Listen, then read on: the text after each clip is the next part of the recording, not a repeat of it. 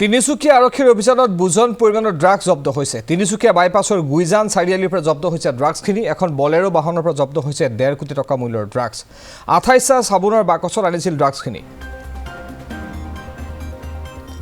মিজোৰামৰ পৰা তিনিচুকীয়ালৈ সৰবৰাহ কৰিছিল ড্ৰাগছখিনি। সৰবৰাহকাৰী দেহমিলন সিংচন আৰু চাংমাং চিংচঙক গ্ৰেপ্তাৰ কৰিছে আৰক্ষীয়ে।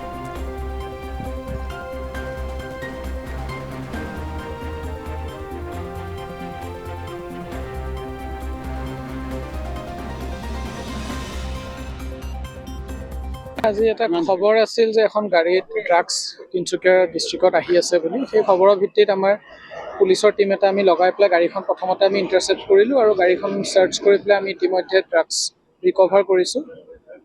এতিয়া আমি দুজন ব্যক্তিক গাড়ীখনৰ সৈতে আটক কৰিছোঁ আৰু গাড়ীখনত আমি এতিয়ালৈকে সৰ্বমুঠ 28টা চাবোনৰ বাকচ পাইছোঁ আৰু প্ৰচিডিউৰ মতে আমি চিজ কৰি এতিয়া প্ৰায় 318 গ্ৰাম আমি হেৰইন পাইছোঁ।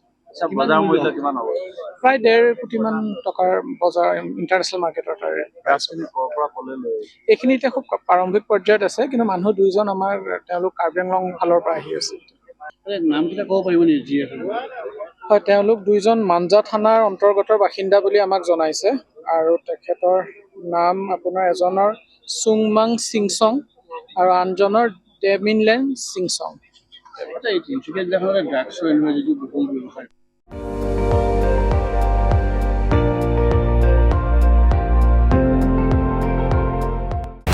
আপুনি চাই আছে ND24, সৰ্বশ্ৰেষ্ঠ নহয় সৰ্বোত্তমৰ দৌৰ।